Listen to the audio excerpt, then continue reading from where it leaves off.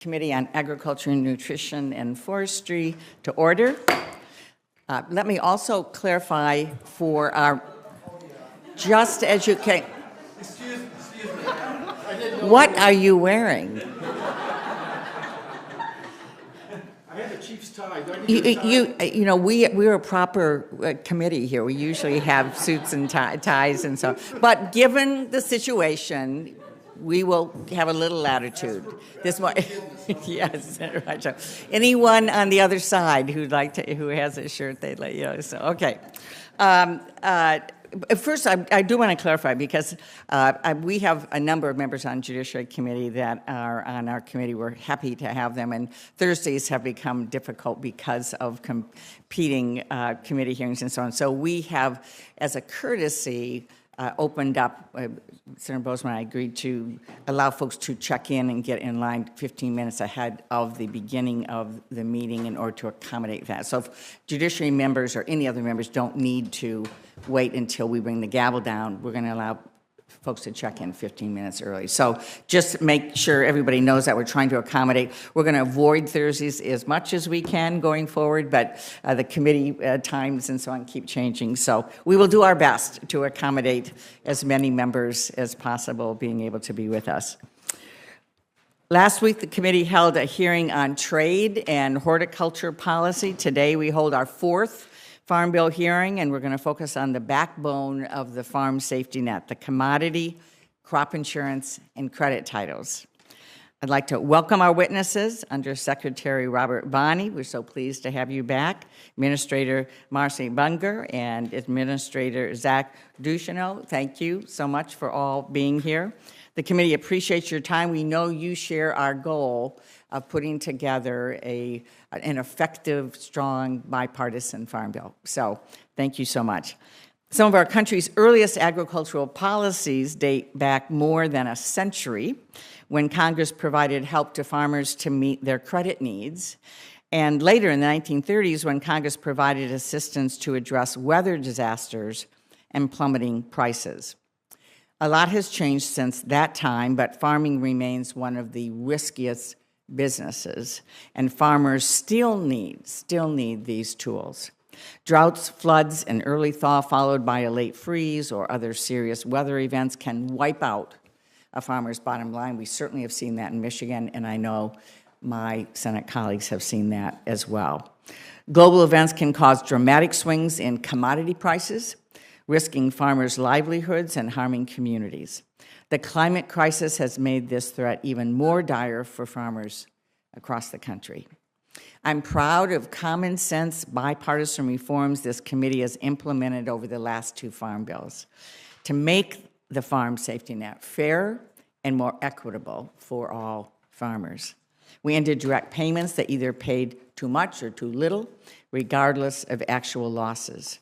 We placed a focus on risk management and improved crop insurance options, created new tools like permanent livestock disaster programs, and expanded coverage for underserved farmers through the non-insured crop disaster assistance program. We added more crops and improved upon new coverage options like whole farm insurance for diversified producers. We created the Agricultural Risk Coverage Program to protect against both price and yield loss. I'm also proud of the work of this committee and what we've done to secure the dairy safety net. In the 2018 Farm Bill, we dramatically improved support for dairy producers and expanded crop insurance options for dairy. So a lot has changed, though, since the passage of the 2018 Farm Bill. We've seen nearly $70 billion in ad hoc assistance to producers outside of the Farm Bill programs, and this is something we need to look at in terms of need and what's happened and as we go forward on all of these important programs. Over the last 3 years, we've seen 50 individual billion-dollar weather and climate disaster events. Think about that, 50 different events. And this has led to $13 billion in ad hoc disaster assistance for our farmers. Trade wars started by the last administration caused dramatic drops in crop prices and resulted in $23 billion in ad hoc trade and payments to producers. And the pandemic assistance packages passed by Congress delivered more than $31 billion in assistance to our producers.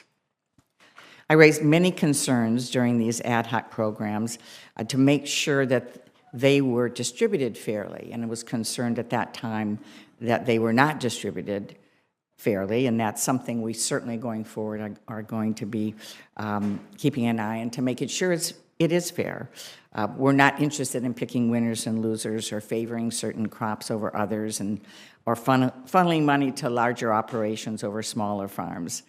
And this was something that was confirmed by the Government Accounting Office, and so we want to make sure we are moving forward in the right way, and I'm sure we will.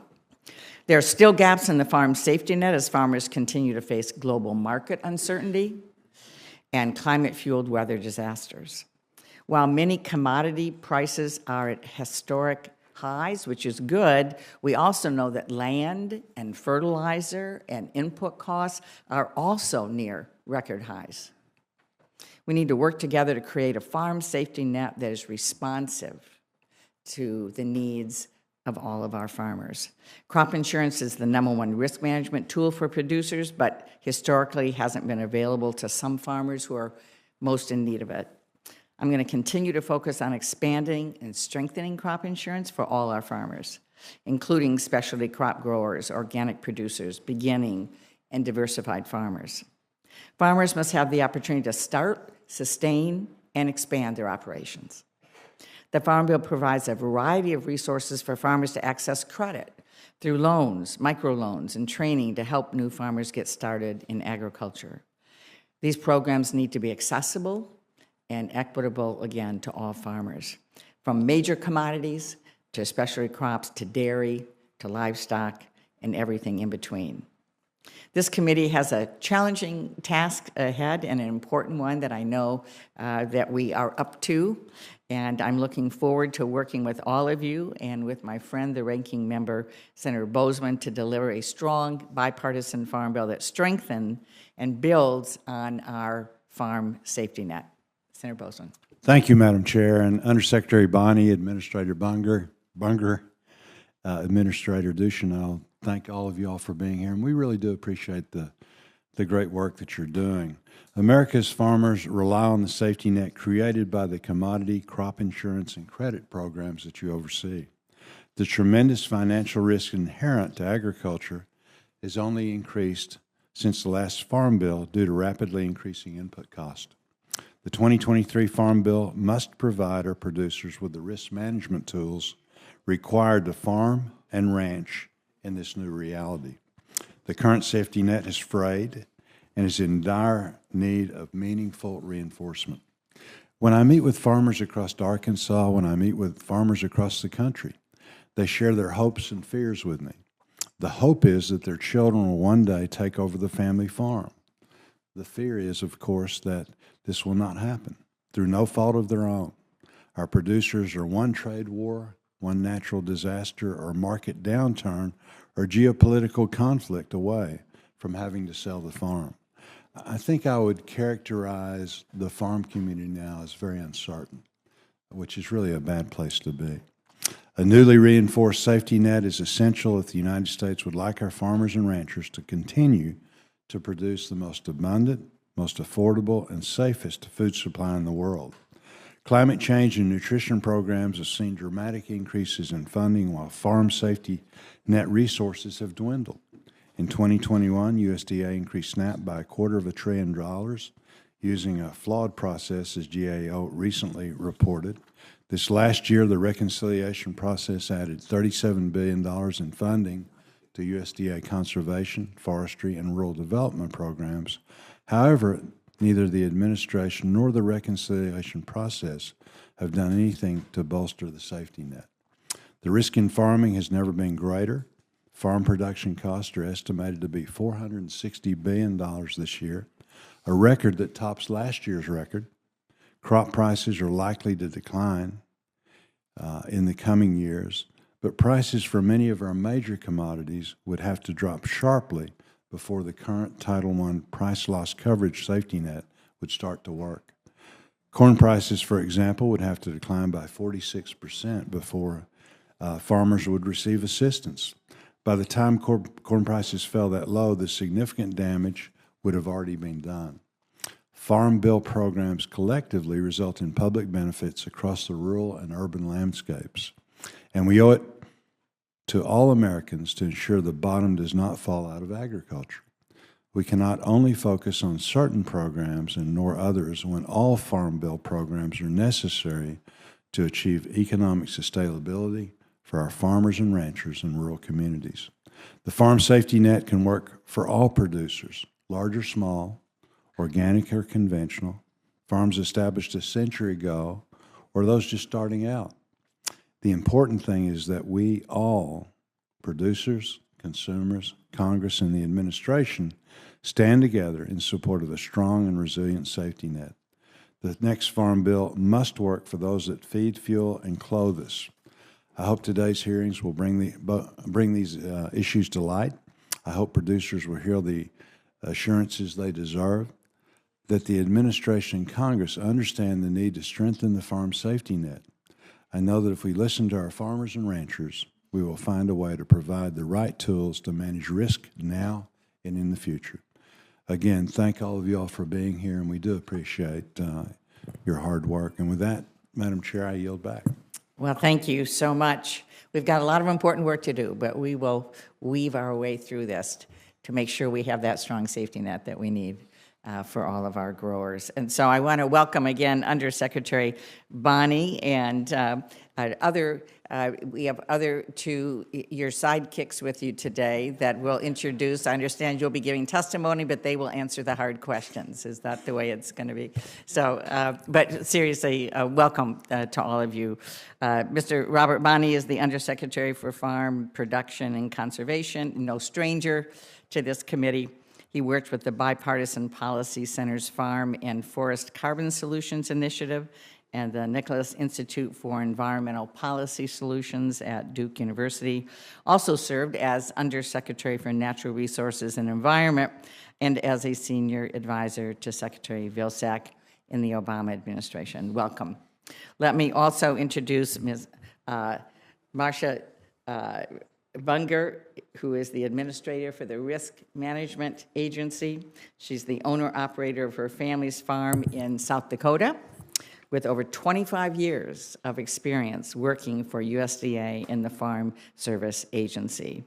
It's also my pleasure to acknowledge that she is the first member of the Asian American and Pacific Islander community and the first woman to serve as RMA administrator. And we are so pleased to have you with us and to have your leadership. Mr. Zach Ducheneau is the administrator for the Farm Service Agency. His family operates a fourth-generation ranch on Cheyenne River Sioux Reservation, and prior to this role, he served as the executive director of the Intertribal Agriculture Council, where he worked since the 1990s. Zach has spent his career educating people about the importance of building new markets for producers and improving food systems, and we are very appreciative of your leadership and being here with us today. So Undersecretary Bonnie, you are recognized for 5 minutes of testimony, and we welcome you again. Thank you, Chair. These are, I will make one perhaps correction, which is these aren't sidekicks, this is the brain trust here.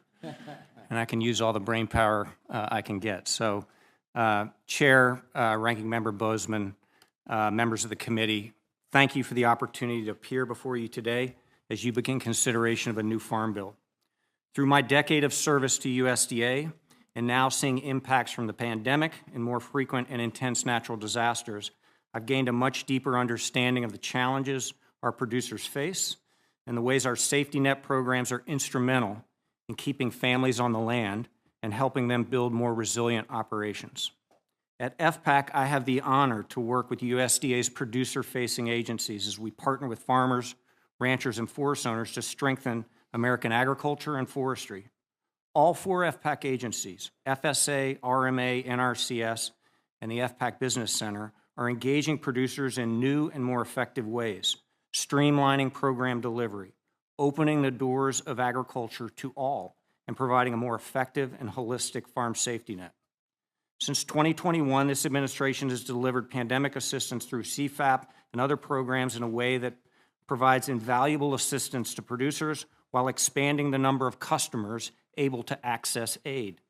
This approach and to CFAP and our other programs has meant we are reaching an estimated 50,000 more customers per year as compared to pre-pandemic levels.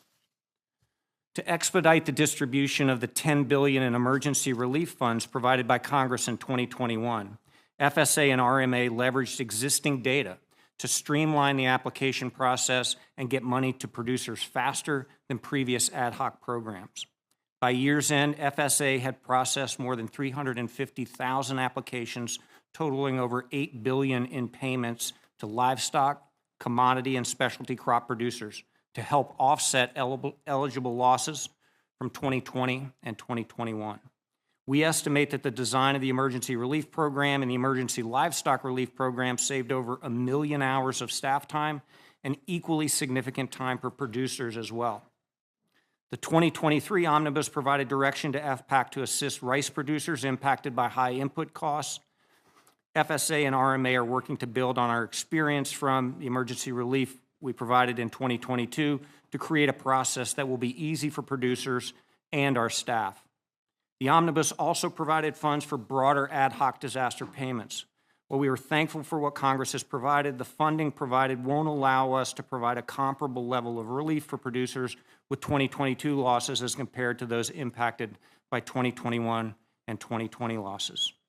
Even with these ad hoc programs, I want to also reiterate that crop insurance remains a critical, a vital risk management tool for our producers. RMA is expanding coverage to more crops and producers than ever before.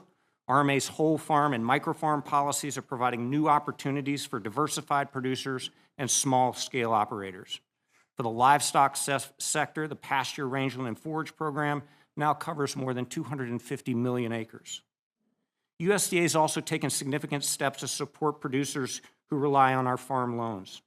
Thanks to passage of the Inflation Reduction Act, FSA was able to provide once-in-a-generation assistance to keep many of our borrowers in business. Approximately 11,000 delinquent direct and guaranteed borrowers had their accounts brought current with USDA's announcement in October.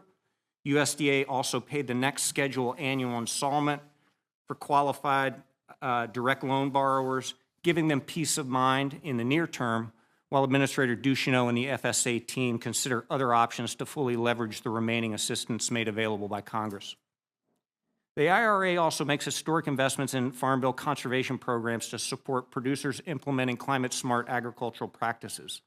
In addition, Secretary Vilsack recently announced a substantial investment to support the adoption of climate-smart practices by farmers, ranchers, and forest owners through the Partnerships for Climate-Smart Commodities program. The effort will finance the production of climate-smart commodities through partner-led pilot and demonstration projects that help expand and create markets for these commodities. In all these efforts, USDA remains committed to a voluntary, incentive-based, and collaborative approach to conservation and climate change. Ultimately, none of our work is possible without a strong and well-trained workforce. FSA field operations has prioritized hiring staff in county offices while taking steps to address recruitment and retention. More than 22,000 FPAC employees continue to deliver the 2018 Farm Bill programs that keep our agricultural producers in business and help them build stronger operations each year. I look forward to continued collaboration with the committee as we seek to provide more efficient, effective, and inclusive support to the farmers, ranchers, and producers we serve. Thank you. Well, thank you very much. First, let me say that I really appreciate the work you have done to improve crop insurance. I couldn't agree more. This is a fundamental tool, a critical tool, and I appreciate all the work that's been done to be able to make it more accessible. I particularly appreciate programs like NAP, making them more accessible to producers to help manage the risks of their operations. But could you talk a little bit more about the steps you've taken to make these programs accessible and what your recommendations are for building on them in the next Farm Bill? I'll start, then I might turn to my colleague, Administrator Bunger. You know, in all our programs, we're always trying to make them work better for producers. And in the case of crop insurance, it's through looking for ways to provide new products through our 508H process. It's looking for ways to expand opportunities like whole farm and micro farm that provide opportunities for specialty crop producers and others. So with everything we're doing, we're trying to open up the doors to make our crop, whether it's crop insurance or other safety net programs, available to as many types of producers to recognize the diversity of agriculture as we can. We think that remains important. And even with our ad hoc disaster programs, we structure them in a way to encourage folks to take advantage of whether it's NAP or crop insurance. So we think, again, crop insurance is absolutely vital, but let me turn to Administrator Bunger. Thank you, Undersecretary. Thank you, Senator, for the question. As a daughter of a fourth-generation farmer and now being a fifth generation on this same land, my husband and I have been farming together for the last 40 years. The last 27 years, crop insurance has been a cornerstone of our operation. And today, 27 years later, his corn and bean policy is the best in the world. And so it's my personal commitment that we also elevate specialty crop growers.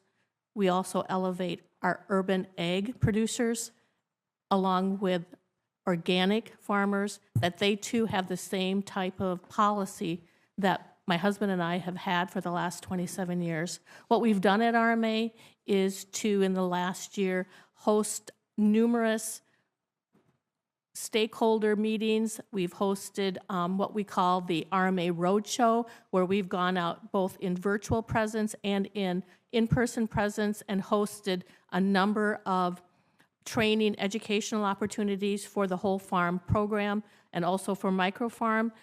In the last year, we've taken the steps to reduce red tape with the paperwork with whole farm and microfarm. We've doubled the amount of revenue limits on whole farm. We've tripled that for microfarm so that now even more small beginning farmers have the opportunity to use that microfarm policy. In addition, we've partnered with the climate partners and we've introduced what we refer to as TOGA. You know, we just love acronyms at USDA, the Transition Organic Growers Assistance Program, where we're providing incentives to organic growers as they transition to organics, but also to those that are currently in organics growing feed grains. You know, it's a passion of mine that all of these growers, whether they are beginning farmers, whether they are veterans, that they too have the same kind of policy that my husband and I have used for the last several years. Thank you. Well, I appreciate that very much, and it is different. When we say special crop growers, for instance, there's not one policy. It's a policy for cherries or a policy for blueberries or a policy for whatever it is. It's all different. It's complicated. We know that large and small, just like a small business versus large business, small farm versus large farm, paperwork is even a bigger issue for small enterprises. I hear this all the time, and it's an area I'd love to see us doing even more on to streamline what is happening around the paperwork issues for our small enterprises. Mr. Bonney, let me ask you, there's a new crop insurance product that you announced, an innovative farm-led new crop insurance product known as PACE. I want to thank the corn growers and a whole group of farmers that really have come up with this. And it's to help farmers manage risk, save money by reducing their fertilizer use, and improve water quality. It's available in some counties in Michigan and other states. That was available last year, 2022, but there are going to be more coming on board. We've not yet seen any more added in Michigan. There's a lot of interest as well as in other states. Can you talk about the challenges in expanding new products like PACE and how the Farm Bill can improve the rollout process for products so that farmers have more of these innovative tools that they're actually coming up with themselves? Yeah, as you point out, this product really came through our 508H process from commodity groups and others. You know, one of the issues is making sure the agents out in the field, crop insurance is a public-private partnership, and we need to make sure our agents have the tools they need to be able to sell these products. There's always a learning curve with new products like this. This is an innovation that we hope will work. It gives opportunities for producers to try new things, to think about ways that they can improve their stewardship. And as we roll it out and both farmers and agents get more familiar with it, our hope is that folks will find utility in this approach. Thank you very much. I will turn to Senator Bozeman. Thank you, Madam Chair. Secretary Bonnie, over the last 6 years, USDA and Congress have provided more than $70 billion in ad hoc disaster assistance to farmers, while at the same time, Title I Farm Bill programs have delivered less than $3 billion per year. So Congress has stepped up, but as you know, that's a difficult process. The delay in the ad hoc support resulted in assistance arriving years after the disaster occurred. The reality suggests the existing safety nets need to be enhanced and that we must find a better way to more quickly deliver relief to producers. So I guess really what I'd like for you all is to discuss that and tell us how we can do a better job to reduce ad hoc needs. How can we use the Farm Bill, or can we commit additional financial resources to improve the safety net or develop new risk management tools? What are you thinking along those lines? Because it is a huge problem. I think you're going to hear a lot about that today, and certainly it's something that our farm community is very concerned about. I think the point that both you and the chair have made on the importance of reducing paperwork, rolling things out more quickly is really, really important. In the case of emergency relief, the emergency relief program, we tried to use existing data, pre-filled forms, and other things that would both reduce the workload, frankly, on our field offices, but reduce the workload on producers. And so we think there's a lot to learn there to move resources more quickly, and we think that will allow us as we move forward. I mentioned in my opening comments about the rice assistance, that we think we can take some lessons there to move more quickly. Again, we think crop insurance is critically important. We think NAP there's significant opportunities there, areas for us to improve NAP to make it easier for producers to get in. But as you point out, there is growing interest and has been resources for these ad hoc programs. And I think our job, on the implementation side is to get those out as efficiently and quickly as we can to help our producers. And to look for ways that we can enhance our tools, whether it's crop insurance, some of the programs Administrator Ducheneau works on, to expand them in ways that are most responsive to producers' needs. Yeah, again, if we could come up with some ideas, we're spending the money anyway. $70 billion is a huge amount of money. We can be proud that we're doing that, and compared to the $3 billion, less than $3 billion that that are in your actual programs, how do we capture some of that $70 billion, put it into programs that people can rely on and use responsibly in order to make things work better? So it's a big problem, and it's something that we're all going to need to work on together. But if we could somehow make that work better, it would be a huge improvement. The federal crop insurance program has been successful in providing certainty for producers and their lenders in mitigating a variety of risk. It also offers flexibility for farmers to select which coverage options are best for their operation.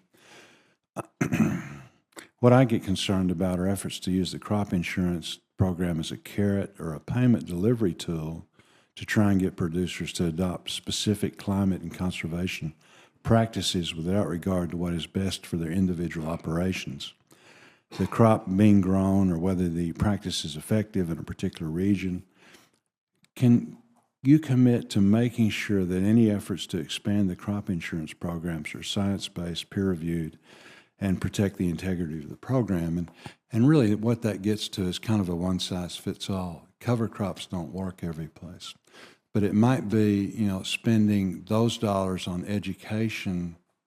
And again, I'm just, you know, thinking out loud now, but using those dollars on educational tools to help whatever those producers' needs are to better do a better job from a climate standpoint, a soil standpoint, or whatever. But I think right now we're kind of in a one-size-fits-all, and we don't like going down that path. I think your point about one-size-fits-all is really important. Whether it's conservation or climate-smart ag, it's going to look different to different producers. Our job is to provide a toolbox. And I think with respect to crop insurance, everything we have to do has to be actuarially sound, right? We've got to maintain the integrity of crop insurance. That's critically important. As you know, we've provided some incentives for cover crops using a rebate there that doesn't affect the actuarially soundness of the program, but provides an option for producers. I think as we think about climate, productivity in and of itself is important. Got to keep producers producing. They've got to be economically viable. So anything we do, whether it's in crop insurance and elsewhere, has to recognize that's critical. And again, I think your point about the need for flexible tools is critical. Good. Thank you, Madam Chair. Thank you very much. Senator Tuberville. Thank you, Madam Chair. Thanks for being here today. You know, the topics we're discussing today is very, very important for my folks back in Alabama. You know, the Farm Bill process, you know, my goal is to ensure that Alabamians and the southern states have a seat at the discussion table.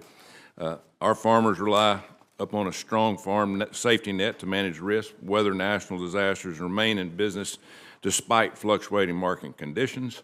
Despite the USDA's farm safety net, producers are still struggling to break even due to the skyrocketing inflation and rising input costs for food, fuel, and fertilizer. As Farm Bill discussions take place, we want to ensure a strong crop insurance program that maintains the public-private partnership makeup to help our producers manage risk. Over 1.5 million acres, equaling $920 million, are protected by crop insurance in my state of Alabama. Additionally, Alabama producers rely heavily upon the price loss coverage and the agriculture risk coverage programs to help them stay on their feet when crop revenue decline or market values are low. So, Mr. Bonney, my peanut growers in Alabama report that the PLC and the 2018 Farm Bill has worked well. You know, from safety net perspective, references prices have not kept up with the rising input costs in agriculture. Has USDA reviewed how we address inflation from a policy perspective over the life of the Farm Bill? So I will tell you, my legislative staff is always quick to tell me to emphasize that Congress writes the Farm Bill. And that's going to be important here, too. Right. Obviously, those reference prices are in statute. But I think you're right. You know, we've seen, when we talk to producers, there's lots of concern about, obviously, rising input costs. Our delivery of our programs is critical to be able to put money in their pocket to help address that. So I assume the conversation about those prices will be a part of the debate that Congress has. During the Trump administration, when commodities were impacted by foreign trade barriers and retaliatory tariffs, USDA implemented the market facilitation program to help offset export loss growers were facing. Has the USDA considered a similar program to offset the rising cost of farm inputs? We have not, but I think, as you know, we've made some investments to try and encourage, for example, a domestic production of fertilizer to create more options, more competition, and we think there may be some, that approach and potential other approaches might be helpful on input costs. Thank you. Ms. Munger, one of the strong suits of the federal crop insurance program is RMA's authority to do its own research and develop policies. Through this approach, the program can expand to cover new crop types, such as specialty crops, and managing new types of risk. When I look through the RMA summary of business for Alabama, I see dozens of available crop insurance products where we're selling fewer than 10 policies each year, 10 policies among Alabama's 44,000 farmers.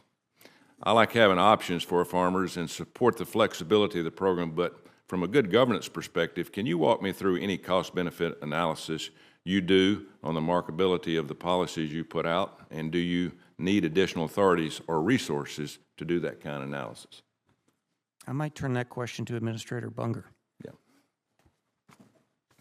Thank you for the question, Senator.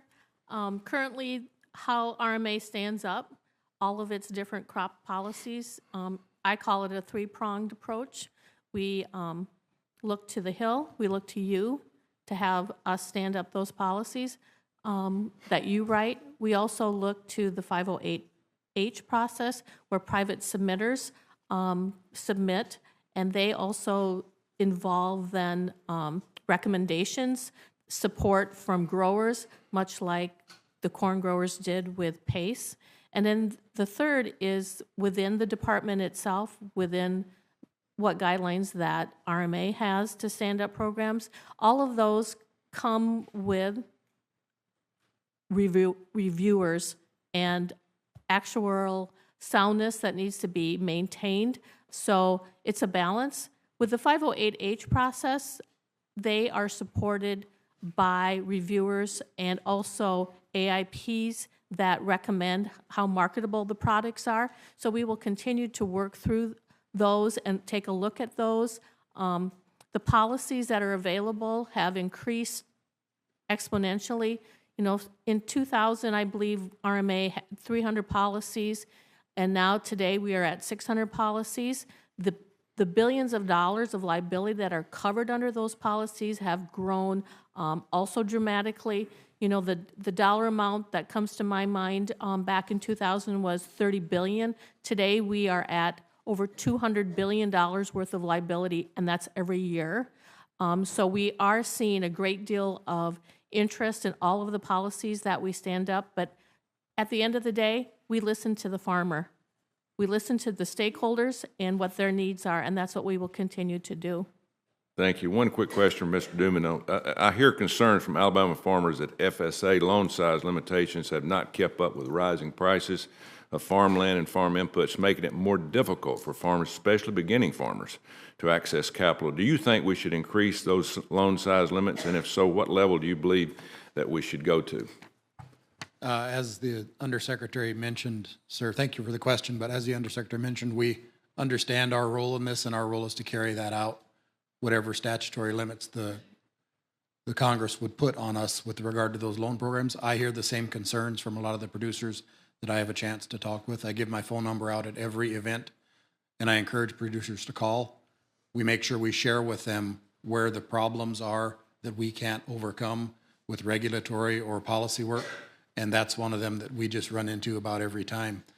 Our lenders enjoy a $2.037 million guarantee, and we have the capacity in many cases to be more flexible than lenders can because of our broader risk pool, and we can't help borrowers that get in trouble with a guaranteed lender. So there's really only one way out. So I would really love to visit further about what those limitations may be, and look forward to getting requests from you all about how we can provide technical assistance. Thank you, Madam Chair. I got a couple of questions I'd like to submit for the record, please. Thank you.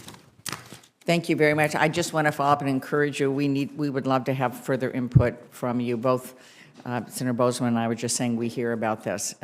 So we would welcome, as part of this process, is to get as much input and ideas as possible. And so we would welcome a further discussion. Senator Highsmith. Thank you, Madam Chairman and Ranking Member Bozeman, for having this hearing today, and thank you guys for being here. It's really critical, and it certainly is in my state.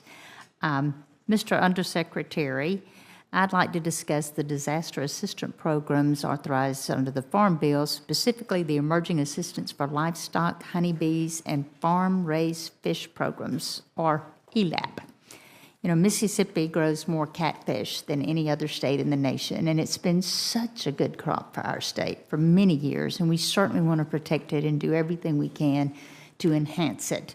Because on Friday night, Southerners, they go eat catfish at a catfish house somewhere. And I'm guilty. We do it on Friday night as well. But the bird depredation and the disease, it's really posing a great threat to the long-term viability. It amazes me what a nuisance and just a disaster they can be.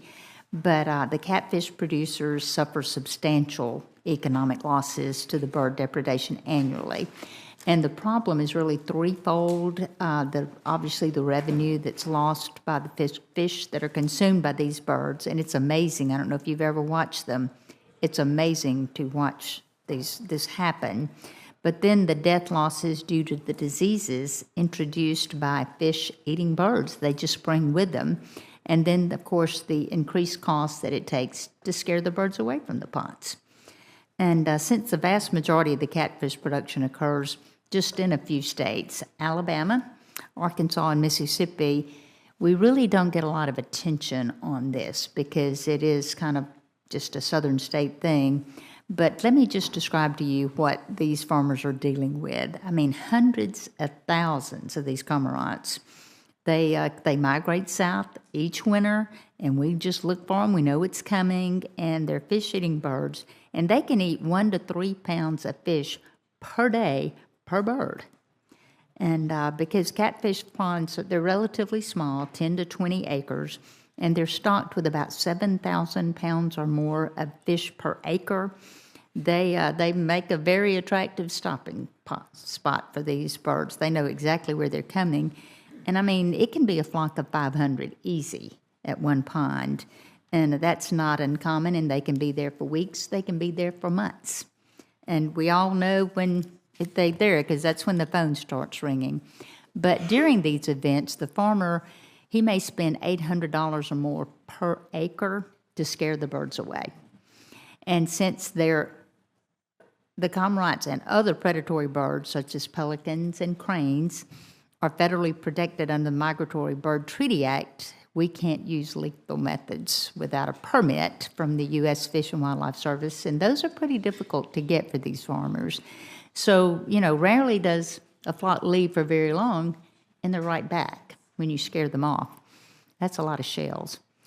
And after the cormorants leave a catfish farm in the spring to fly north, farmers are often counting thousands of fish that died just from the diseases they brought with them on top of the fish that they consume. And, if you do the math, in a large flock of cormorants eating 1 to 3 pounds of fish per day for a month, that's a huge financial hit to these guys and ladies. But when you factor in disease and the other additional cost, it's put people out of business. But unfortunately, catfish producers are not eligible for any of these losses under ELAP or any other USDA disaster program for that matter. They just have to take the losses. And this is a genuine crop loss here that's out of their control. But I would certainly consider losing $1 million worth of fish in a short amount of time or spending tens of thousands of dollars to scare birds. It's a disaster to these farmers. But the U.S. farm-raised catfish industry is a major contributor to rural economies in the Southeast and provides thousands of jobs in some of the most rural and underserved parts of this entire country. So, saying all of that, I would love to amend ELAP in the 2023 Farm Bill to address the issue. And I guess my question, Mr. Secretary, is would you commit to working with me and my staff in the Senate Ag Committees to provide technical assistance and feedback on several proposals that we're looking at related to this issue that I'm working on? And I want to be sure that any changes made to ELAP work and are easily implemented by USDA, but we have a really major problem with this, and it is, it's a southern thing, but I just want your commitment, if you can give that to me, to help me with these issues. Absolutely, and I know I might turn to Zach as well. I know he's been engaged on this issue as well. We'll absolutely commit to work with you, but let me turn it to Zach. Thank you, Senator, for the question. And growing up on a ranch, driving an H tractor in a hayfield with a jumbled up toolbox and a messy garage that we didn't have the money to put the electricity in, I learned how to use tools very well and learned how to improvise. ELAP is our best tool for that flexibility, and we were able to use that tool to extend some flexibility to the aquaculture industry broader. The causes of loss that you mentioned, we do have some challenges with those particular causes of loss under the program, but absolutely, we'd love to work with your staff to help get to some solutions that work better for your producers. Can you just briefly tell me some of the challenges of why we don't meet that? ELAP has a lot of weather-related cause of losses. We were able to find flexibility to get aquaculture in under the weather-related damage with regard to Winter Storm Uri in 2021. And to hear the redfish producers tell it, we really helped save their industry. The barrier or the bar against assisting where it's a depredation issue, we use our LIT program for depredation issues. So there's maybe a little bit of a confluence of programming that needs to happen there in order for us to really meet that need. Okay, well, thank you so much, and I'm glad you guys understand and that you're familiar with this, and I appreciate your help. Thank you, Madam Yes, Chairman. ma'am. Thank you very much. Senator Bozeman. Madam Chair, I want to echo the problem. It's interesting, the chairwoman and I were visiting. They have a similar problem with brown trout up north and have, gone around things a little bit different. But really, if we could sit down with you all and APHIS and then Fish and Wildlife, there's all a component for all of us, and really just kind of talk through that and see how we can do a better job adhering to what the things we need to. But I think we can, and it's just going to take some cooperation from everybody. But this really is a huge problem. So thank you. Thank you very much. I was sharing with Senator Bozeman that we have a brown trout festival in Michigan up around Alpena, and one year they had to cancel because there were no brown trout because the cormorants had attacked and killed all the trout. And so we've had ongoing, and there have been some strategies that have actually worked related to this, but it's been an ongoing issue. So I appreciate the discussion. We welcome the conversation, good relationships with the Fish and Wildlife Service, happy to engage there as well, and obviously APHIS as well. Thank you. Well, Senator Thune just came back in. I was about to call Senator Ernst, but Senator Thune, you bumped her. I'm so sorry. Okay, so. And Deb thought she was next. No, Senator Thune on our list is next, then Senator Fisher, then Senator Ernst. And so, Senator Ernst, you should have tripped him on the way in, and I would have been able to get to you. So, Senator Thune.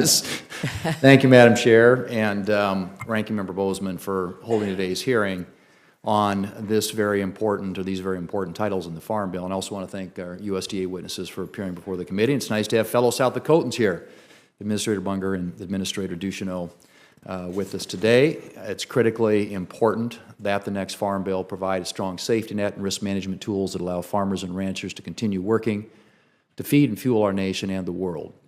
Crop insurance and commodity programs must be maintained and, where possible, improved in the next Farm Bill to help producers face challenges from high inflation and input costs to adverse weather events. And before I turn to my questions, I want to raise concerns with USDA's Emergency Relief Program, ERP Phase 2. I appreciate USDA's efforts through Phase 1, ERP, which generally worked well in supporting producers with crop losses in 20 and 21, but the Phase 2 methodology of comparing Schedule F or taxable income from benchmark periods and disaster years often does not accurately, reflect crop losses that Congress meant to cover. So I want to urge USDA to consider its ERP Phase 2 methodology and to use the Phase 1 approach going forward for 2022 crop losses. Undersecretary Bonnie, as you know, agriculture risk coverage and price loss coverage are important safety net tools for producers.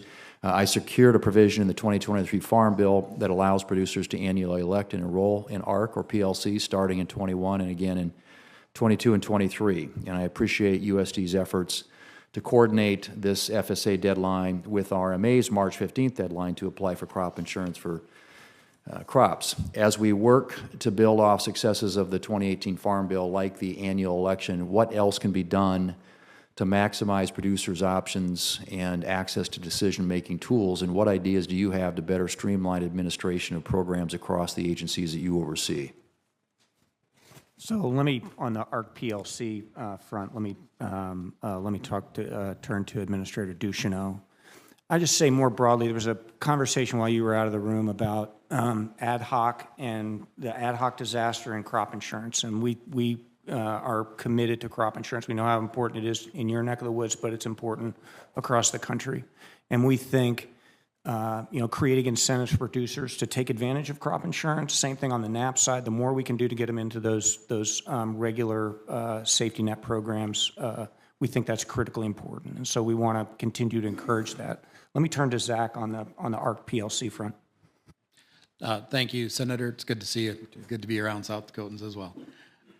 With regard to ARC PLC and the annual election, we hear that producers like that. One of the challenges that we hear producers express all across the country as we get a chance to go out and visit in the countryside is reference prices, as Senator Bozeman mentioned, need to be adjusted in order to make that a better tool for them. And we welcome conversations with our colleagues on the Hill about how do we make thoughtful decisions about that, to the point Senator Bozeman made as well about a better allocation of the funding that's going to ad hoc programs as well.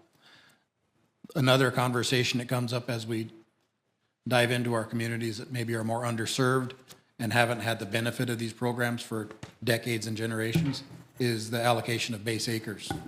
And the fact that in many of these communities where they're trying every bit as hard to farm, base acres don't exist. We don't have a base acre concept in grazing land, for instance, in western South Dakota. So those are some things that we've heard from our producers, and we welcome conversations with you all about how can we make adjustments to make it fit better. Okay, thank you. Let me just, and this could direct this to all of you, but Senator Lujan and I are working to introduce our proposal to improve the effectiveness and timeliness of disaster programs for livestock producers. USDA's technical assistance is vital as we work to refine and improve programs in the next Farm Bill. Will you make it a priority for USDA to provide technical assistance in a timely manner? Absolutely. Thank you. Our proposal also seeks to improve the accuracy of the drought monitor, which triggers certain disaster programs. And I'd ask, I guess, any of you what ideas you have to strengthen disaster programs and the drought monitor in the next Farm Bill. If you could comment on that, would be great. Thank you. Yeah, absolutely willing to work with you on that. And I want to return to the disaster question here. We're increasingly facing pretty intense disasters, whether it's a hurricane in Florida, Puerto Rico, wildfire in New Mexico that I know Senator Lujan's been engaged with. And we're essentially having to build jump teams within FSA to be able to surge staff to those areas. Same thing on the NRCS side because there's some emergency authorities there. And so we're building essentially the ability to almost put together incident management teams to be able to deal with those disasters. And I want to bring it to your attention because it's increasingly taking resources of USDA, and it's an important issue. We do a good job, for example, in wildfire on disaster response, but we're going to need to standardize how we do disaster recovery as well, and we're spending more time on it, and it's increasingly a critical issue, and I think one that I want to make sure you all are thinking about as well. Thank you. Time expired, Madam Chair. I've got some additional questions, and I'll submit them for the record. Thanks, guys. Thank you very much. Senator Fisher. Thank you, Madam Chair. As many have already said today, it should be a top priority of this Congress to protect crop insurance. Crop insurance is the quickest and most efficient way to provide aid to our farmers and ranchers after a disaster. Farmers recognize this, and they often value the relationship they have with their crop insurance agents. In fact, we've heard from some crop insurance agents that farmers are sometimes even being directed by Farm Service Agency local offices to reach out to their crop insurance agents to answer questions about disaster programs. So, Undersecretary Bonnie, as we all know, FSA and RMA are different agencies. Given that farmers are being directed to reach out to their crop insurance agents, sometimes by FSA, the staff themselves, how can USDA ensure that crop insurance companies and the agents have the proper information so that they can answer questions about those FSA programs? I'm going to turn to both of my colleagues here. One thing I think we're working to do a better job of is making sure our field offices understand our programs as we roll them out. So training is really, really important. Communication with our field offices so that they can provide answers. But let me turn to first Zach and then Marcia. Thank you. Thank you, Senator Fisher. As the Undersecretary mentioned, we're really working at collaborating better, especially within our mission area where we're all in the same realm of really helping the producer-focused aspect of the USDA. That's another thing we hear from producers as we go around the country. You already have my information. Why do I have to submit it again? Mm-hmm. So we think we've been able to address that with ERP Phase 1. Now, the question you ask about when the producers have challenges getting referred to their insurance provider, there are some things that their insurance provider has that we don't. And when we need that information, we want to make sure they're getting it from the source and not us guessing about what it might be. It's about coordination and about really maintaining that relationship that's so important between that producer and their insurance provider and trying not to get in the middle of that relationship and foul things up. It's about getting accurate information. Correct. Do you think there's a better way to be able to get that information to the agents about the programs that you have? So one of the efforts that we've undertaken since we've been out doing stakeholder visits and listening to our staff and our producers is there's a lot of frustration when we make an announcement and the staff don't know what we've announced about. So we've changed that and we're starting to read the staff in sooner, and we're looking to engage with our cooperators sooner. Within the FSA, we've got a lot of cooperators out there representing young farmers, veteran farmers, underserved farmers. We're looking at reading them in at that same time, and it makes sense that we would do so with our approved insurance providers and their agents as well, but I'll ask Administrator Bunger to speak to their notification process with them. Thank you. Thank you. Thank you for the concern and the comment. We're fellow South Dakotans, I've had the privilege and the honor to now work with Administrator Ducheneau, and it has been fun. It's been a fun collaboration. I think we have really leaned into one another, and it was evident with Phase 1 and the huge success of Phase 1. I think we saw the benefits of that leaning into each other, and that's just how I think we'll approach it from RMA, is that the model will be that we're going to communicate out messages. We're going to communicate out messages for each other. We are going to answer questions when we can, and if we can't, we're going to defer to each other. As a former crop insurance agent myself, I recognize the importance of being not only good at crop insurance, but also being familiar with what was going on at FSA.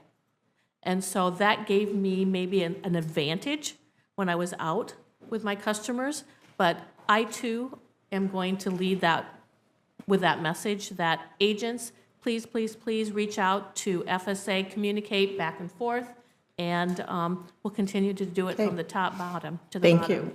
Thank you. Undersecretary Bonnie, Senator Klobuchar and I have introduced a bill with the precision agriculture focusing on providing loans to small family farmers and ranchers so that they can become even better stewards of the land and take advantage of that new technology that's available to be able to provide information to them to become even better conservationists. When we're looking towards the Farm Bill now, kind of to piggyback a little bit on what Senator Thune was talking about with technical assistance, I would hope that we could reach out to you to make sure as we look to the Farm Bill and be able to look at that precision ag loan act that we have to make sure we have just the exact wording that we're going to need to get that in there for our folks to be able to jump on that and take advantage of it. Absolutely. Really appreciate your interest in this. It is vital from a conservation, it's vital from a climate standpoint. We've got to maintain productivity even while, excuse me, we think about conservation. So really appreciate your leadership. Absolutely would love to work on this. Great. Thank you. Thank you, Madam Chair. Thank you very much. And Senator Ernst, you have been bumped again. So, Senator Smith. It's a complicated morning to get our timing right, isn't it? Thank you very much, Madam Chair and Ranking Member, and thanks to our panelists. It's good to be with you. I'd like to start by getting your assessment of what it is that we need to do to improve access to credit and other financial tools for farmers of color and beginning farmers. This is an important issue for so many reasons, not least because the average age of farmers is climbing and it is increasingly difficult for young farmers to get started. Minnesota has a very diverse farm economy. Hmong, Native, Latino farmers, Black farmers, all very active and productive. And I often hear that USDA could be doing more to support them as they're getting started in building their businesses, acquiring equipment, and developing markets. And of course, they need access to credit and risk management tools, some of which they know nothing about. So I'd like to ask everyone on the panel, could you just talk a bit about what it is that we need to do differently and how can the Farm Bill help these farmers get improved access to credit and insurance programs so that they can operate? I'm going to do the smart thing and talk very briefly and hand it over to this guy sitting on my left. Thank you. Equity cuts through everything we do. We need to make sure we open the doors wide for everybody, and that will benefit all of agriculture. And obviously, farm loans is a critical part of that, but we think about it on the conservation side. We think about it in farm programs more broadly. But let me turn to the administrator. Thank you, Senator. I appreciate the question. This is what I feel like I was brought to the agency for, is to help improve access to credit, especially to those underserved populations. It's what I've spent my life doing. And the tools that we have oftentimes can work with the proper guidance. The challenge is there's a culture change that needs to happen, and we should look to be that lender of first opportunity as opposed to that lender of last resort. And I think that can start with a better reading of our authorizing statute.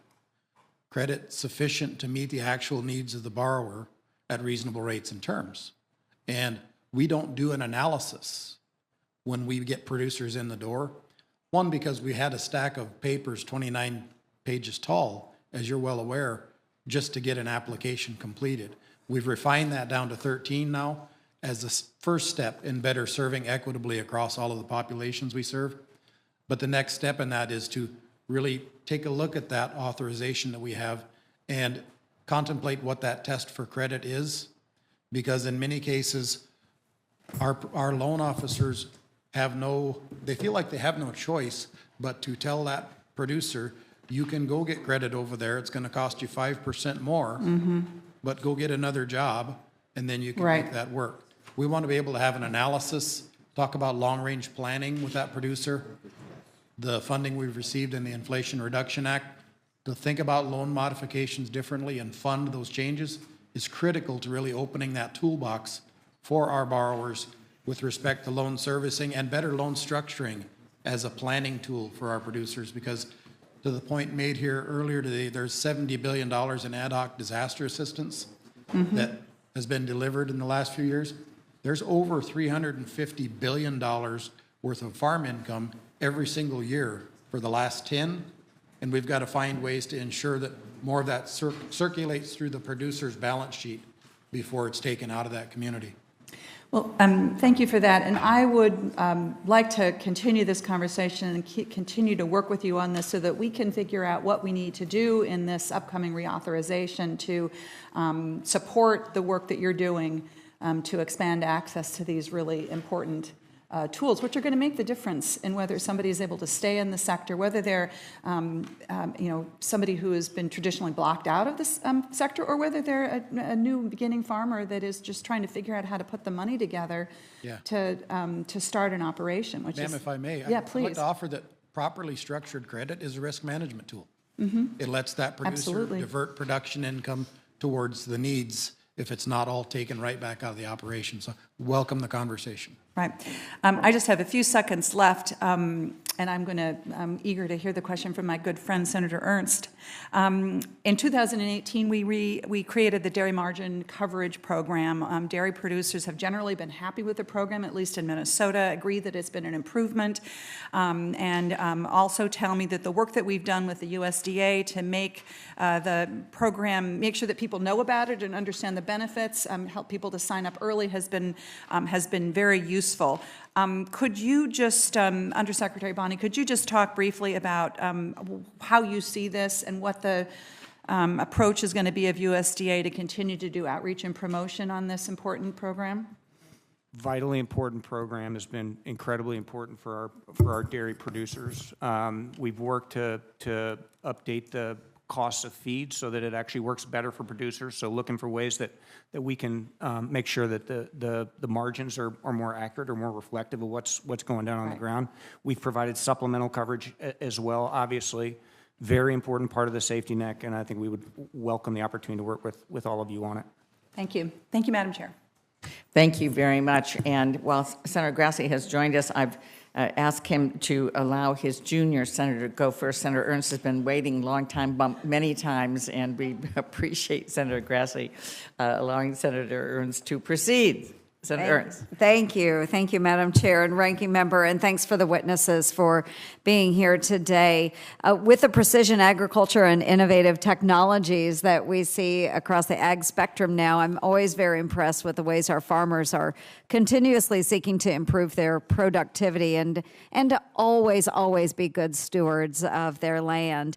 And as a condition of receiving Title I and crop insurance benefits, farmers are required to meet specific environmental standards, such as protecting our water quality, very important in Iowa. They have to protect our wetlands and soil health. These are all important and should be maintained, but not augmented. Crop insurance is the most effective and best risk management tool. You've heard it from everyone, I think, here today. So it tells you how important this is. It is that most important tool that farmers have, and it's critical that we maintain that safety net that is affordable as well. It is especially important as we consider the young and beginning and small farmers because the lenders look at that crop insurance as a way to guarantee operating loans. And on average, our farm balance sheets, they have been strong with the recent high commodity prices, but as land, equipment, and other inputs remain high, it's even more vital to have those risk management tools.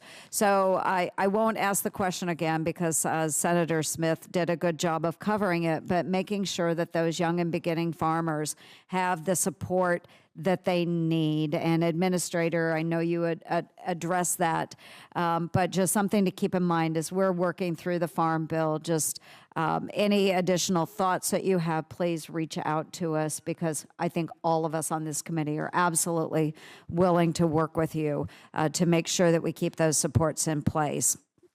Another important issue that I've been working closely with the chairwoman on, Chairwoman Stabenow, Ranking Member Bozeman, and USDA staff is legislation to modernize the Agricultural Foreign Investment Disclosure Act.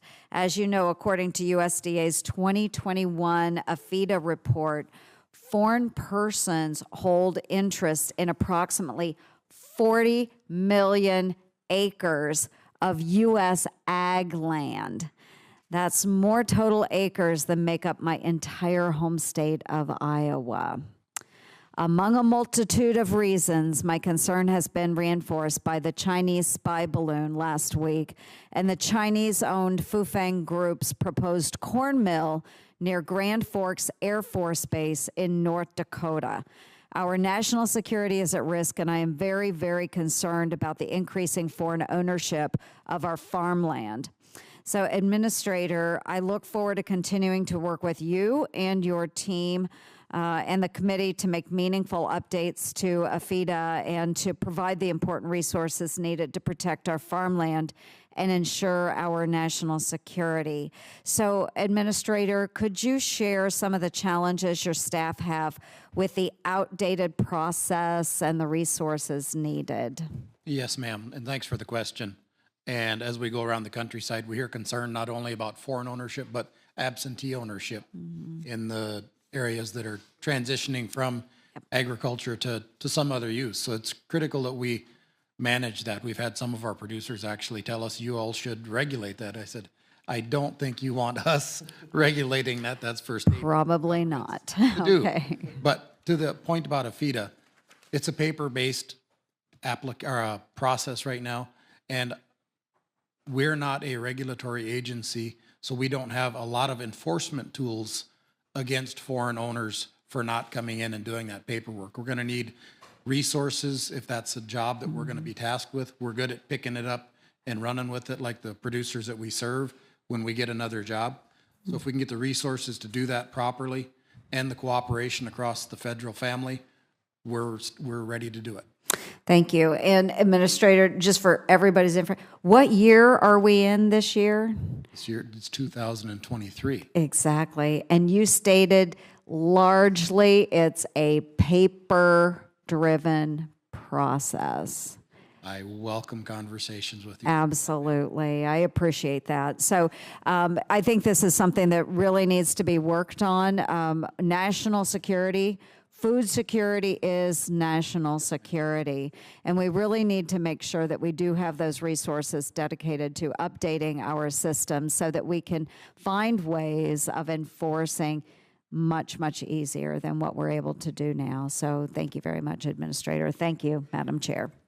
Well, thank you so much, and I want to underscore that when you talk about paper, we ought to be looking at the very best technology and the staffing needed to serve our farmers. I know the department agrees with that, but that's a serious issue, very serious issue. So Senator Lujan and then Senator Grassley. Thank you very much, Chair Stabenow, Ranking Member Bozeman. Honored to be with you today, and thank you to our panelists, our experts for coming on in today, and for all the staff that are here. When Secretary Vilsack was before this committee last year, I shared my concerns that farmers in New Mexico were being told that they were not eligible for prevented plant payments because of the Trump administration's rule in the 1 in 4 rule. During the hearing, the Secretary testified that the Department of Agriculture had made changes in some areas for some commodities. But I quote what the Secretary said, "Our review is not finished. We need to continue to look for ways in which we can be flexible. We can create flexibility." Ms. Bunger, yes or no, has the department updated or revised prevented planting rules to allow drought-stricken farmers to retain much-needed crop insurance coverage during extreme droughts? Thank you for the question. And we are looking at this next year, revising those proposed rules. You're right. Under the last administration, 1 in 4 was expanded nationwide. We have come to hear from groups, stakeholders, that we maybe didn't have all of the conversations that we needed to have. And so 1 in 4 is very regionalized in a lot of cases. And so for this coming year, we've made an exception for several western states to step outside of that 1 in 4. And over this next year, we hope to, with appropriate stakeholder feedback, that we get better information so that we can maybe come up with a long-term solution. But I welcome the opportunity to continue to talk with your region, with other stakeholders in the western part of the country. So, Ms. Bunger, if I followed correctly, you're hoping, or USDA is hoping to take action within the year, but USDA has created a waiver, created a process for western states or other states to be able to apply for this program and make their case? Correct.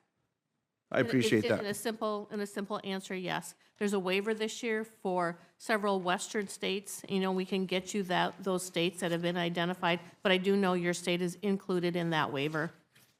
I appreciate that. I think we can all agree that there's wet states and dry states.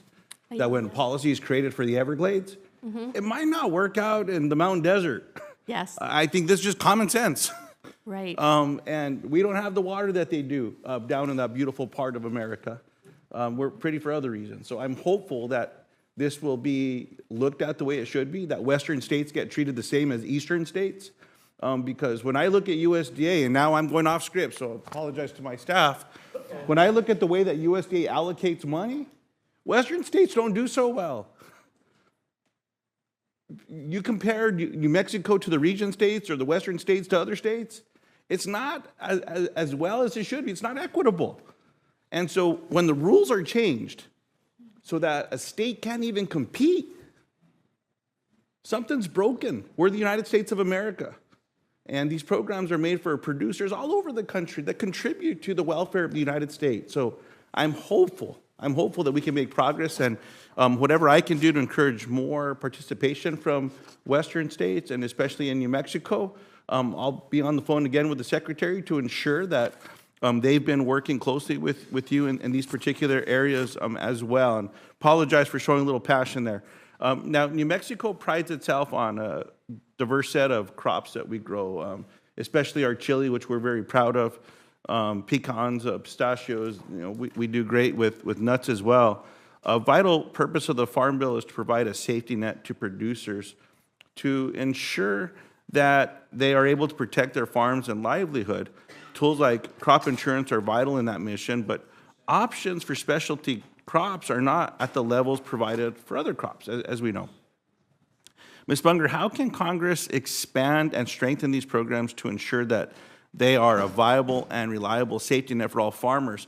And because my time's expired, I'll submit these into the record, and that way we can work with you on these as well, and specialty crops across the country that might benefit. Thank you. Thank you very much. Well, and thank you, Senator Lujan. And I'm so pleased you're a part of this committee to raise really important issues and concerns for, I know, New Mexico and other southwestern states and so on. So thank you very much. Senator Grassley.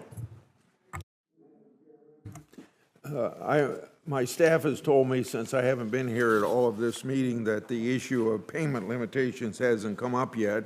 So my first question is to Mr. Stabenow, and I'm going to lead in with this. As it stands, the largest 10% of farmers receive nearly 70% of the subsidies from Title I programs. Because of this, large farmers get higher payments and drive land prices up. This is one of the many reasons it's hard for young and beginning farmers to get started.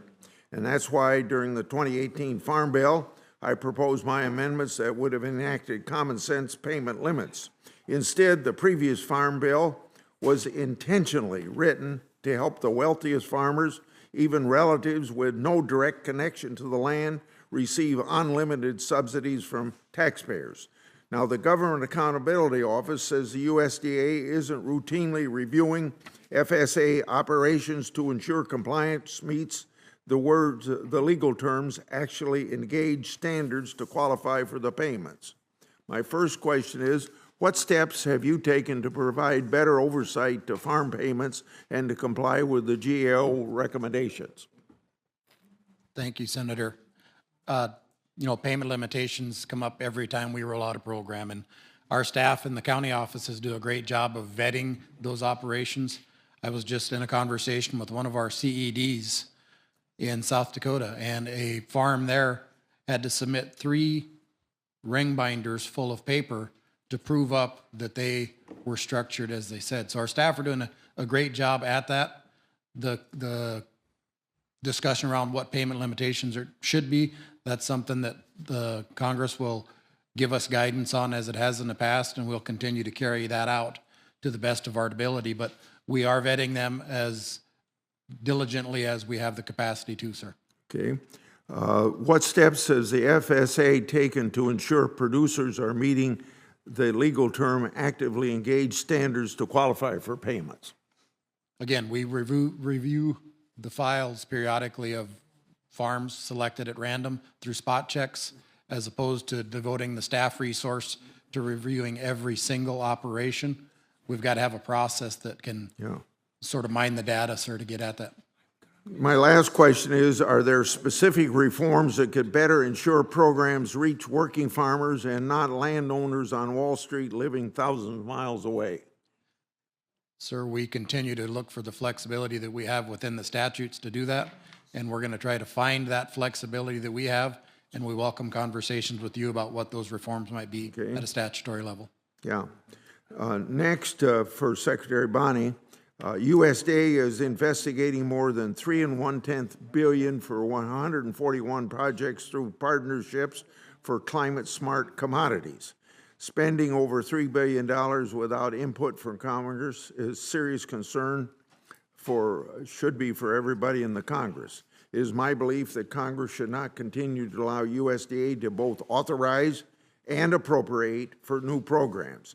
So do you, Secretary, does USDA have plans for any other new programs using money from the Commodity Credit Corporation without input from Congress? I would say that, Congress in the Charter Act of the Commodity Credit Corporation has given USDA the ability, authorities under it, and those are the authorities we used in rolling out the Partnerships for Climate Smart Commodities. And we stuck very close to make sure in Charter Act 5E that we track the statute very closely. It's a commodity program that seeks to expand and create new markets for commodity. It comes right out of that language. For that program, we don't have any plans to expand it, and I would just say I think we will continue to use the authority that the Congress has given us through the Charter Act. Well, are you planning to use it for any other new programs other than the one we've just talked about? I will speak to my my missionary, and we do not at this point. Okay, thank you. Another one for you, Mr. Undersecretary. Since 2017, more than $60 billion in ad hoc disaster assistance has been allocated to supplement crop insurance. And if you remember, crop insurance was set up so that farmers would have some certainty and didn't have to rely on Congress for disaster assistance. Crop insurance is already the most expensive farm program title outside of the nutrition title. Do you have suggestions on how we can reduce the sheer size of taxpayer dollars that go to supplemental disaster programs? I think we would welcome a conversation with all of you on that. As I noted before, we try and structure our ad hoc programs in a way to encourage folks to get in either crop insurance or NAP, and we think that approach continues to be important. Thank you very much. Senator Klobuchar, and then we will turn to Senator Marshall. Thank you. I know you got, Mr. Bonney, questions about the federal crop insurance program, and it's such an important corner of our safety net. Any ideas you have? Most farmers believe it's working well, but have ideas for change. Any ideas you want to share to continue its effectiveness, but also its affordability? Yeah, I think we will continue to look at ways that we can broaden the programs to get more producers in, to create more tools, and hearing from all of you, but from our producers is critically important to that.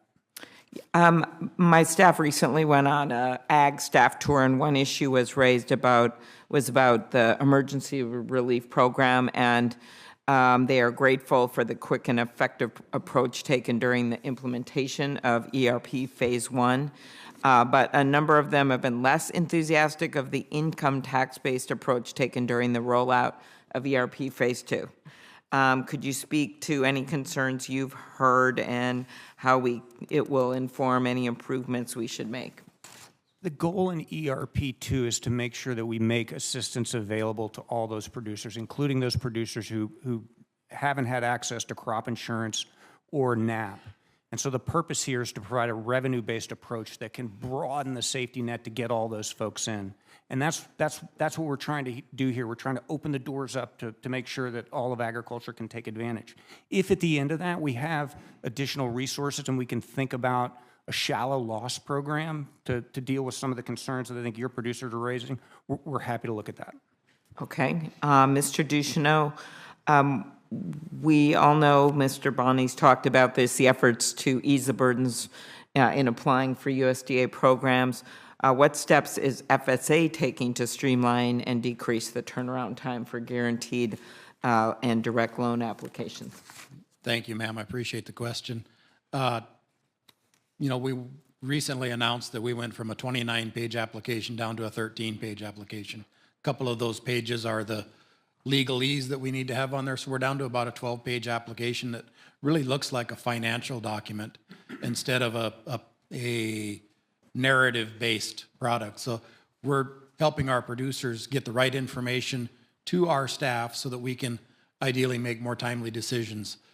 I understand the importance of credit very deeply, being the child of the farm financial crisis from the 80s. So I understand how important that is and understand that a decision on credit too late is as bad as a denial. Okay, We really want to thank fix you. that. Okay, Mr. Bonney, Senator Thune and I have recently introduced the Ag Innovation Act, which would help farmers determine the value of emerging conservation and production practices. Do you have an update on the status of the report that we included a requirement in the 2018 Farm Bill? I don't. I'll be happy to report, get back with your staff on that. I will just say, really appreciate your leadership on this issue. It's critically important. Okay. What about, this is now, again for you, Mr. Bonney, this is on dairy. Small and medium-sized dairy farms make up majority still of dairy farms in the nation, certainly true in my state.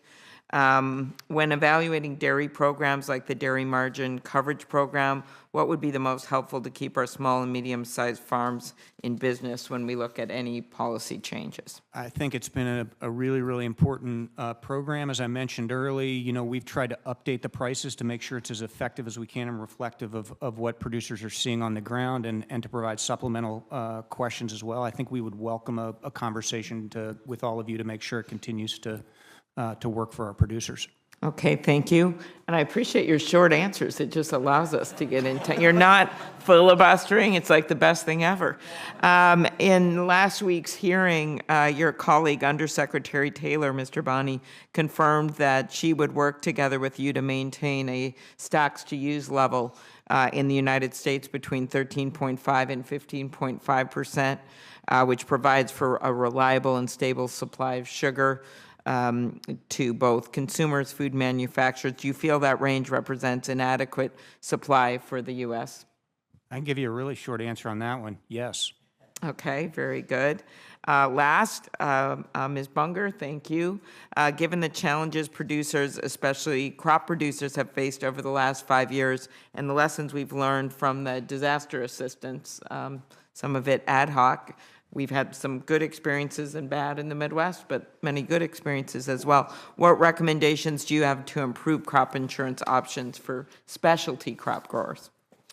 I think the best way to get the most results is to engage with stakeholders. We've seen a significant amount of interest in our whole farm revenue policy with our RMA roadshows, along with our microfarm, especially with the changes we've made to reduce the red tape when applying for those types of policies. We've increased the revenue limits for both of those, and the RMA roadshows have been very successful with getting that education out. We've seen now probably close to 1,000 people that have listened in and have really appreciated our efforts with that. And so we're not going to try to fix anything that's broken at this point. We're going to continue our education efforts. Okay, thank you. Thank you, Madam Chair. Thank you very much. And as I turn to Senator Marshall, I'm reminded, I feel like I've been channeling our former chair, Senator, well, not only the T-shirt, but Senator Roberts as the father of crop insurance. I feel like he's been on my shoulder all morning as I've been talking about the importance of crop insurance. And you're welcome to say like 10 seconds about your shirt if you'd like to, but. I was channeling the Vikings is what I was saying. Yeah, I know. So the Vikings was Super Bowl IV. The Chiefs won 23-7. Not that I keep track of these things, but I feel Okay, so that's sorry for the enough. Vikings. No. Okay, but yes, I can guarantee you, Senator Roberts will be in front of the television Sunday, 6:30 p.m. Eastern, to watch the Chiefs win 33-31. Chris Jones will be the MVP. Oh my gosh, there you've heard it, folks. All right. You've heard it here first. All right, we'll see about any bets. Okay. Senator Marshall. Well, Madam Chair, it is a pleasure to be here today. Make no mistake about it. This hearing on crop insurance and Title I funding is the #1 farm bill hearing we're going to have for producers in Kansas. That no doubt without crop insurance, without Title I funding, many farmers would be out of business. But I want to take a moment and speak to all my other members across the aisle, and maybe some of their staff members who are maybe more from the urban states, and talk about why crop insurance is so important to everybody in America. So think about school lunches. Think about our nutrition programs. Everyone's got a favorite memory of their school lunch. Madam Chairman, I like the chili was one of my favorite, chicken and noodles. Any favorites that were yours? I don't know. I have to think about it for a second here. Well, but the great thing was when I was growing up, I could count on at a lunch every time that we would have rolls and whole milk. I would get 2 cartons of whole milk and 2 rolls. And the cinnamon rolls came with the chili. That was always good. So there was a nickel worth of wheat to make a loaf of bread when I was growing up. A nickel's worth of wheat would make a whole stack of rolls. And today, still a nickel's worth of wheat will make a loaf of bread. We used to get brownies too on Fridays.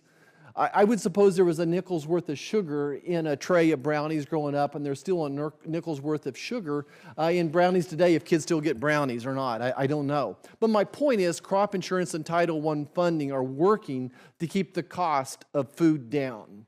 We look at our SNAP program, the cost of it's gone up. We budgeted, $70, $80 billion a year, and it may be $130 billion this year. But without crop insurance, without Title I funding, that budget would be the roof as well. That allows farmers to stay in production, allowing them to produce next year's crop. So can't stress enough how important crop insurance, Title I funding is to all Americans. So now a couple questions, and these are probably more technical questions as well. First one is for Under Secretary Bonnie. It has to do with LLCs. Since farming is an inherently risky business, most accountants and attorneys would advise that businesses be structured as an LLC. Do you support including LLCs that are taxed as a partnership under the definition of a joint enterprise? I think we would, I think our response is to keep things the way they are. This is the way multiple administrations have dealt with this, and it's, as I think we discussed earlier, some big implications for changes here. Okay. The second question for Administrator Ducheneau.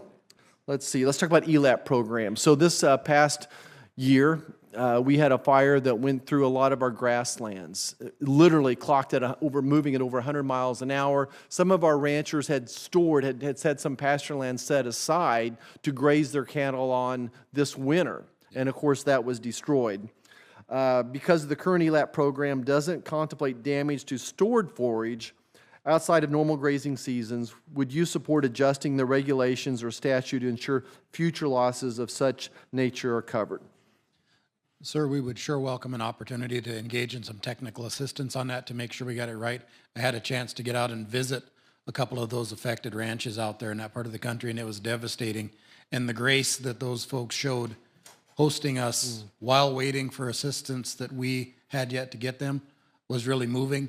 We got to be able to do a better job at that, and we look forward to working with you and your team to get there on it. And I do appreciate just this sense of community, people coming from all over the nation, bringing hay, bringing fence posts, bringing barbed wire. We helped to collect some of those things, so I appreciate you mentioning that as well. The next one is for Administrator Bunger.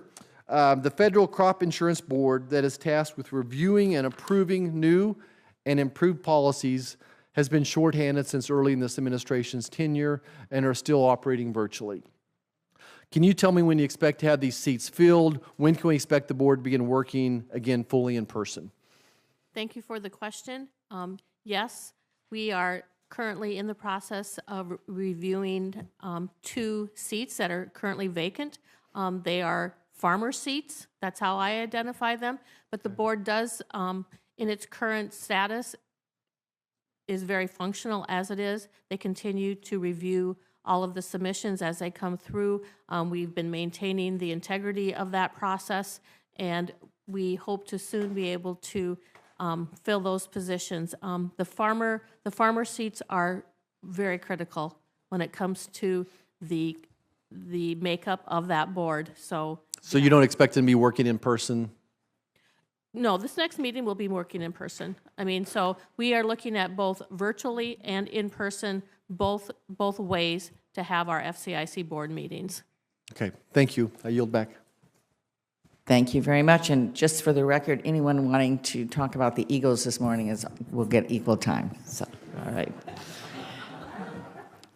All right. Yes, Senator Hoeven, I know is. Oh, Senator Warnock, good morning. I know you were presiding. I'm so glad that you were able to join us. We all have multiple duties in the morning, and so I'm glad you're joining us just in time for me to call on you, Senator Warnock. Thank you so much. I know a little bit about multitasking. Yes, exactly. Thank you so very much, Madam Chair, and thanks to all of our witnesses who are here. Georgia is known as the peach state, and while we are very proud of the peaches we produce and are a leading producer of many other specialty crops like blueberries, watermelon, and Vidalia sweet onions. But fruit and vegetable growers in Georgia and throughout the Southeast have limited viable options when it comes to insuring their crops against natural disasters. And Georgia growers are already struggling with market challenges by lower cost fruits and vegetables imported from other countries. USDA must do all that it can to provide these farmers with more certainty. Administrator Bunger, from your perspective, what are some of the unique challenges facing fruit and vegetable growers in Georgia and throughout the Southeast? Thank you for the question. Like I mentioned earlier, my husband and I, being row crop farmers in the Dakotas, over the last 27 years, crop insurance has been a cornerstone of our operation. It is my commitment that specialty crop growers, growers of vegetables, fruits, all too have the same type of policy so that they can experience the same levels of coverage. And so we continue to work and expand our programs. We've recently announced expansion with the revenue limits on whole farm revenue protection, which would be a possibility for some of your growers, along with microfarm, where we've tripled the revenue limits on that. We've reduced the red tape for those types of policies to make it more accessible to specialty crop growers. We've recently introduced a strawberry policy that is now available. We just continue to look toward the different avenues as ways to have policies come to all of the growers across the country, not just your traditional Do growers. you think this will provide more cost-effective options for growers? Yes, it's a revenue, whole farm and microfarm are both revenue types of products that encompasses growers' small operations, but at the same time, they're diverse operations. Do you think it will enable some small and independent farmers who would like to get in this specialty space? I've talked to some of them across Georgia. Yes. Do you think it will increase their ability to do something like that? Yes, because we too also have beginning farmer components that offer some premium assistance. We also have the TOGA program with organics.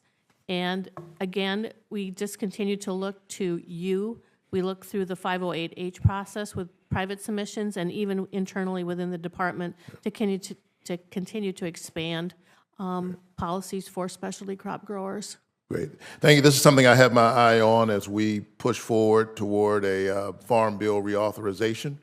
We want to make sure that our specialty crop growers have the protection they need, and I'm certainly looking forward to trying to limit risk and allow other people to get into that space so that we create some equity in the process and opportunity for new growers. And related to that and making sure that we have equity across the spectrum, it's estimated that more than 1/3 of Southern Black-owned land is considered to be heirs property that is family-owned land that's passed down informally without a title or legal documentation. We all know the awful and sad history of this. And these issues have not only harmed the ability of these families to build intergenerational wealth for centuries, but also their ability to participate in USDA programs. So the legacy itself of these heirs property issues then prevent folks from being able to access the very kinds of things that should be able to give them a leg up. However, USDA still has more work to do to overcome years of institutionalized discrimination across the agriculture sector. For example, there is still no Black-owned community development financial institution enrolled as an intermediary lender for the program, and it is undersubscribed. Undersecretary Bonnie, how can the USDA work to better implement this program so that family farmers can successfully pass land down to their children, build intergenerational wealth? So appreciate your efforts on this. This is a critical issue. I worked on this at the end of the Obama administration in South Carolina, Georgia, and other parts of the country. We've got the heirs property relending program right now. We've got two organizations that have come in the door. We're working on a third right now. I might turn to my colleague, Zach, to talk because he knows this issue well. Certainly. I share the same background. Native American producers feel that same plight with fractionated land and inability to participate meaningfully in programs. So this one really strikes close to home to me as it does you, sir. The Airship Relending Program is unique in that it also has technical assistance funding to help those producers meaningfully participate. One of the things that was a glaring void to me was the fact that there wasn't a black-controlled CDFI in the ag industry. And we've worked closely with our cooperators, the Federation of Southern Cooperatives, the National Black Growers Council, to help them understand the importance. How can we improve this in the next Farm Bill? And because I'm out of time, I just wanted to make sure we're speaking directly to that. I'll have to provide technical assistance on that, but I have a very good idea about how we could make that better. Okay. Thank you so very much, Madam Chair. Well, thank you. We very much want to hear that idea because this is very, very important that we be able to improve this. So thank you very much. Senator Braun. Thank you, Madam Chair. Mr. Ducheneau, I got to give you a heads up. Senator Stabenow, Bozeman, and I passed the Growing Climate Solutions Act a long time ago, landslide in the Senate, 92-8. That's as good as I've ever seen anything. Got held up in the House. It did go through. Is that on your radar for implementation? And we spent a lot of time and energy to get it across the finish line, and it finally happened not too long ago. Yes, Senator, I appreciate the work on that. I remember hearing about that when I first got to town, how it had been pretty roundly supported in this House. Glad it finally got all the way through. The planning process for that is happening at the departmental and undersecretary level at this time, so I would defer on that to my partner, the Honorable Robert Bonnie. Mr. Really appreciate your leadership on it. It's really important, and it dovetails well with other work we're doing at the department to create value for producers for market-oriented private sector investment in agriculture. Both FPAC mission area as well as the chief economist's office are engaged right now, along with the secretary. High priority, already starting to think about the advisory committee. I know that was important to you in putting that legislation together. So work is started on it. It's a high priority, and we'll roll it out in the coming year. Well, very good. For the public that's not aware of what it does, it's a practical thing that basically matches up farmers' good stewardship using the portal of the Farm Service Agency to get the certification for existing offset markets. So it was a win-win, and I think a great example of how we can do things here and not necessarily have a fiscal along with it of significance. And interesting, it barely made it through. So I guess praise the Lord there. So got a couple other questions for you, Mr. Bonnie. Recently, we've seen the discussion of foreign ownership of land. Indiana, 15 other states, and I think this crosses blue and red states, have put laws on the books to do what they think is important about weighing in on it. I've got a bill called the Protecting America's Agricultural Land from Foreign Harm Act, and it would be to preclude it in the future from places like China, Iran, North Korea, and Russia, and then for those that have already got ownership, for them not to be able to participate in the farm programs. Will the USDA be behind me and others on the effort to get this legislation through? I certainly wouldn't commit the administration or the department to it. We're obviously welcome the opportunity to provide technical assistance.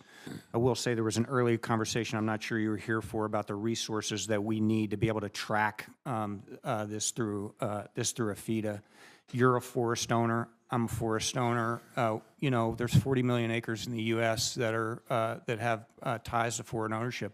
About half of that is forest land. And as we know, a lot of that investment is from European countries. They're investing in TMOs and REITs. And so, a note of caution, we need to make sure we think about those issues as well. Yeah, and I think there it would be to have a differentiation from business owners and partners that aren't in the same category as some of the places I mentioned. When I travel, I'm one of the few still, to the extent you can be involved. I think Senator Tester actually drives a tractor in his spare time. I do, but I'm not putting a crop in the ground, but both tree farming and the row crop side of it. For the folks out there that are producing corn, soybean, grains, that has become a high altitude business. I've never seen a business where when revenues go up, it's just mysteriously inputs seem to go right up with them and squeeze out whatever percentage profit should be there, to where sometimes it's even hard to scratch an absolute profit out of the picture. The one thing, they're again good stewards, and they want to make sure that they're never going to have the safety net program that they depend on, which is a small part of the money that we spend on the Farm Bill, tied directly to having to be forced into conservation practices, which they do voluntarily. And just the reference I made earlier, they're doing that, and now we maybe can get some help with the offset markets. Where are you going to be on making sure that that never gets connected to where you're going to get this only if you do that? Our approach to climate and conservation more broadly is going to be voluntary, incentive-based, collaborative. We look for opportunities to work with producers. That's going to cut across everything we do. We think if it doesn't work for agriculture and forestry, it's not going to work for the environment. So you're saying that it sounds like you'd never be for something where you're tying it as a condition for your safety net? No, I mean, we obviously have compliance and crop insurance and FSA programs. We think that's a good approach. But beyond that, our approach on these issues is going to be one that's about voluntary stewardship. Thank you. Thank you very much. I do know that there's a vote going on. I'm going to turn to Senator Hoeven, and then if Senator Welch is back with us, we'll hear from his as well, and then close out the hearing. Senator Hoeven. Thank you, Madam Chair. Thanks to you and Ranking Member for calling this hearing. Thanks to all three of you for being here. Also, having worked with all three of you, thanks for what you're doing on behalf of farmers. I appreciate it. We've come to you and asked for help, and it hasn't always been exactly what we want, but you're working hard and trying to work on these things with us. That matters. Even if we don't get exactly what we want, which of course we never do, if you're working and you help us and we make some progress, it makes a huge difference. And you've all done that. And so we appreciate that as we go into the Farm Bill. That attitude and that willingness to work together is incredibly important. So I want to express my appreciation up front for that approach. Secretary Bonnie, you were out recently working on a number of things. And in terms of the sugar program, it's incredibly important that we enforce those TRQs. I think it was good you got a better understanding of the sugar program while you're out there. Are you committed to continuing to do that like we discussed? Yes. And then the crop insurance, if we do in the Farm Bill the best possible job on the Farm Bill and on the countercyclical safety net, ARC and PLC, we put ourselves in a position to reduce the need for ad hoc disaster packages. Are you committed to working with us to make the crop insurance and the safety net as strong as possible? Because, and with flexibility, and if we do that well, we make a huge difference for the next 5 years, not just for our farmers and ranchers. And of course, everybody benefits, every American benefits every single day from the highest quality, lowest cost food supply that our farmers and ranchers provide. So we're doing something for every single American if we do a good job on that. So we're, our farmers, and it's the most cost-effective way to do it as well, so we're not having to do more of these ad hoc disaster packages. I'd ask that question, are all three of you committed to those two priorities in the Farm Bill? Yes. Yes. Yes, sir. Thanks, Zach. And then, Secretary Bonnie, the ERP, WIP Plus ERP has been really helpful, and ELRP for the livestock, Zach, Administrator, thank you to you as well. But two your second iteration is not working as well as ERP1. Both are WIP plus based. That's the underlying legislation, which we worked to pass. But you need, version 2 needs some work. We need to adhere more to version 1 based on the feedback we're getting from the farmers. Yeah, so I mentioned this earlier, and I'll turn it over to Zach in a second. Our approach on ERP2 is to make sure we get those producers who didn't have access to crop insurance, didn't have access to NAP, and we think that revenue-based approach does that. We think it'll bring in new customers. So noted early, if there's resources left over for a shallow loss program, which I think some of the concerns that we're hearing are talking about, we're happy to look at that. But we think this approach allows us to get more producers in. Well, I understand that, and I understand there's some funding issues, the dollars relative to the need in WIP 2, but we're getting a lot more pushback versus, so I just want to report that to you. I mean, you all call it ERP now, but it's all WIP plus, but, it's fine. But we need to work, we need to do some more back and forth work on that, I think. And I get it, I get some of the constraints in version 2 and I did talk to Secretary about it as well. Commissioner Ducheneau, again, big thanks to you on our livestock programs, and your willingness to work together has been really good. What improvements do we need to make for our I mean, I have some ideas as far as we need to take some of these programs that we have for livestock, whether it's LIP, ELAP, a number of them, and also in the Farm Bill, figure out how we strengthen them, enhance them, put some flexibility in them, update them for current times. Same thing, it will reduce the need for disaster assistance down the line. That helps our ranchers, that helps the taxpayers. So what are your thoughts there in terms of what we can do as far as strengthening those programs? Well, one of the things we hear from stakeholders when we go around the country, sir, and we heard it in North Dakota during the drought tour, is our livestock programs lag behind our crop programs a little bit just by virtue of being newer. So there's room to evolve. We really appreciate, you mentioned earlier, the flexibility that we're offered, because that lets us find that solution in a more timely manner. And it's enabled us to work closely with your staff, for instance, on ELAP to address that, the length of the hauls that our producers were having to make to mitigate drought impacts. So that flexibility in the programs is every bit as important. Another of the strength of those programs is they're funded through the CCC, which allows us to, again, make more timely decisions. Right, and we work with that on Ag Approach, so I appreciate that. And Senator Tester and I have some legislation that will help in this area as well, bipartisan legislation. Thank you, Madam Chair. Well, thank you very much, and thanks to all of you. We've covered a lot of ground today. These Farm Bill investments, we know, are much-needed risk management tools, so we look forward to you as we move forward. I do want to just say we have a member of our committee, Senator Fetterman, who went to the hospital last night, but all looks well. Looks like he'll be released today, but of course our prayers are with him for what we hope is a very brief visit in the hospital. So thank you so much, and the meeting is adjourned.